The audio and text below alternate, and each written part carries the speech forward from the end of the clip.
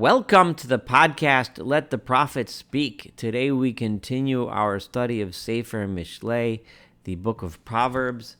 We are in the middle of chapter 13, and we are about to read verse 14.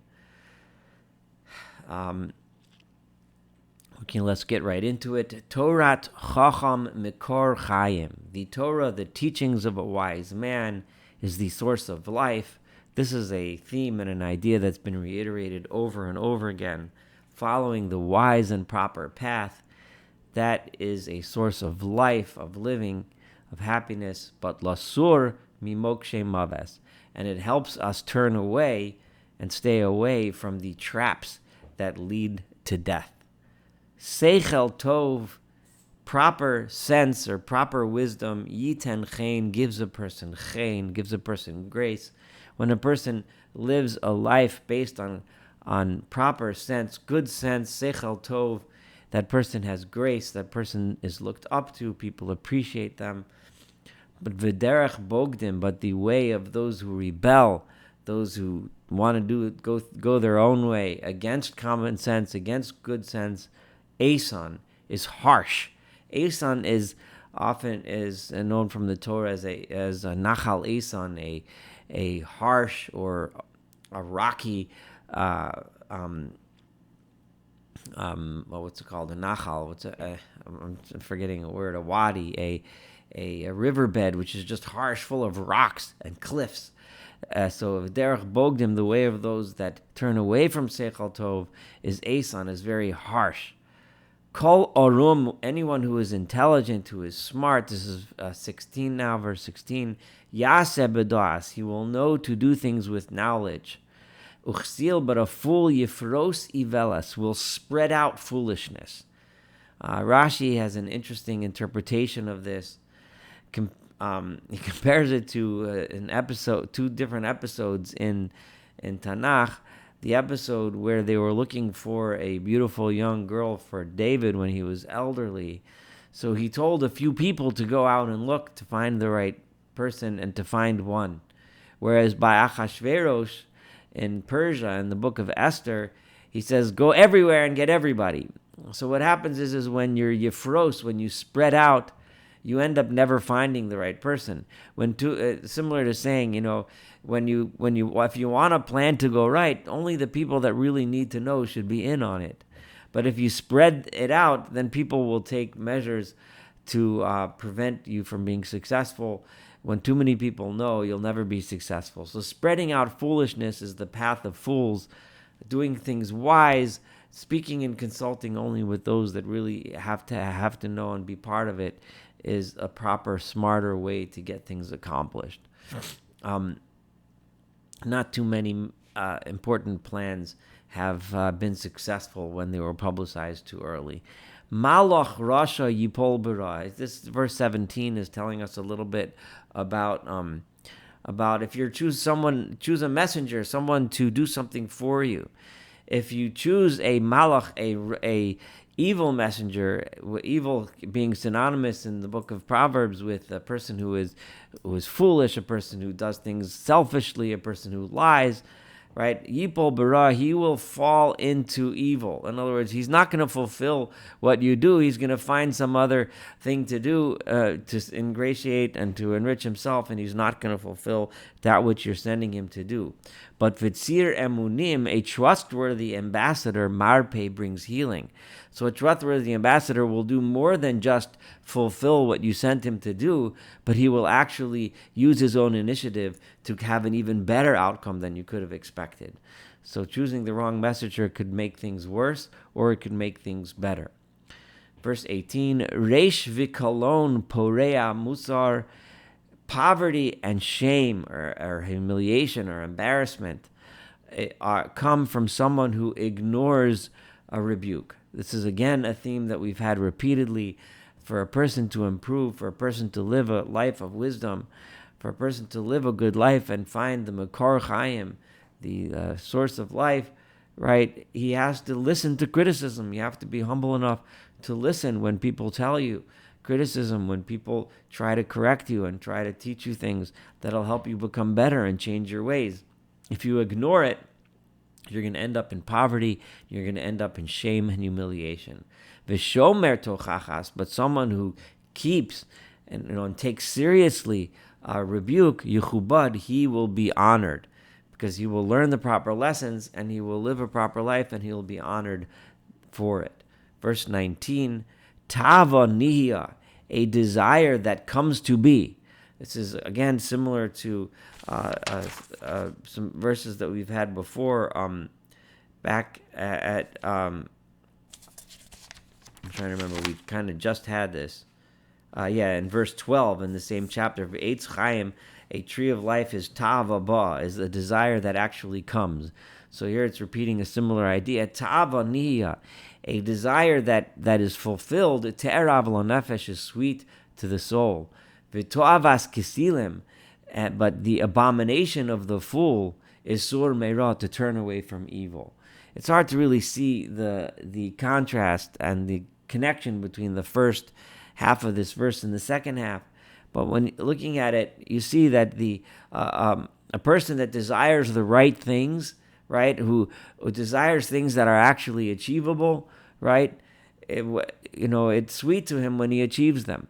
But v'to'avas kesilim, but a fool is constantly looking for a way around, for how to get around the right way to do things. Sur meira, so turning away from the wrong path is to him something that's abominable. He hates having to go on the right path. So he's never going to end up with success, because he's always going to choose the wrong path, because he, by definition, is a fool. Holechet chachamim, and what is the right path? It is always good to go with the wise. Yachkam. If you go with wise people, if you accompany wise people, if you choose the right company, yachkam, you will gain wisdom yourself. Viro'eh kasilim, but one who hangs out with fools, yeroah, will end up with failure. Now, yeroah will end up is just from the word ra, from bad or evil or just general bad stuff, right? And it's a similar root to the word ro'eh, which is means to shepherd, but it also means to accompany or hang out with. So viro'eh ksilim, right? One who hangs out with fools, yeroah, is kind of a play on words. You're ro'eh with the fools, you hang with them, you end up with a bad outcome.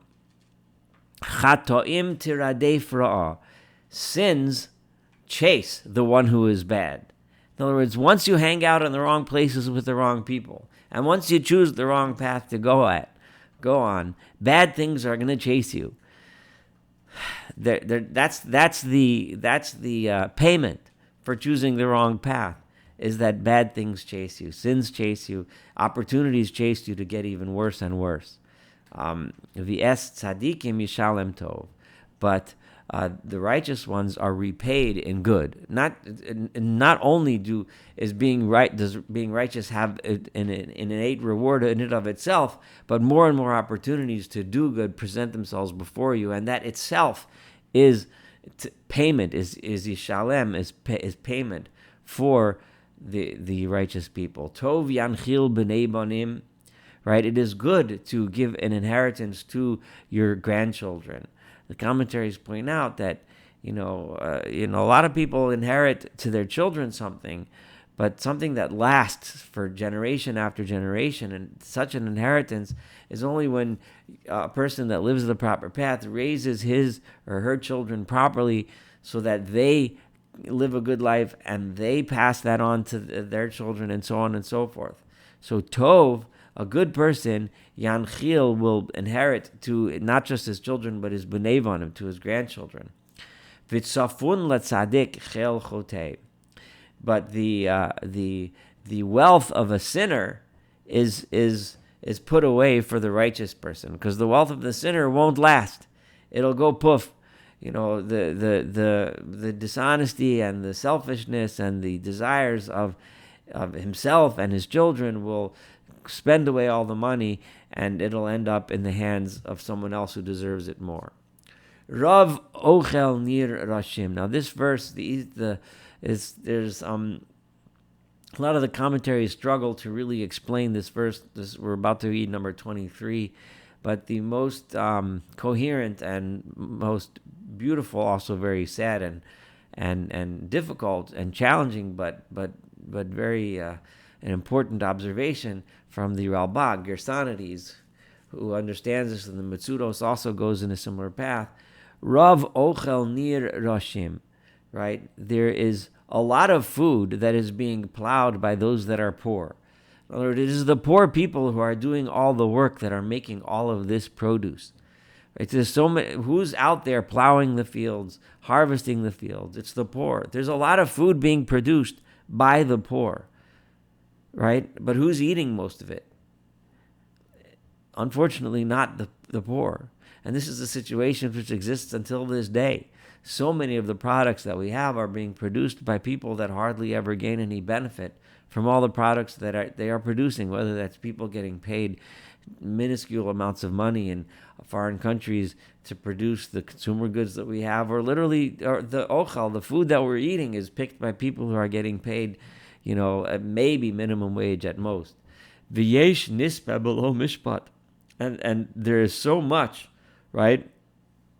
There's various ways to understand this, but the way the Ralbag translate this is, and there are many who are gathered in other words, who are punished without any justice.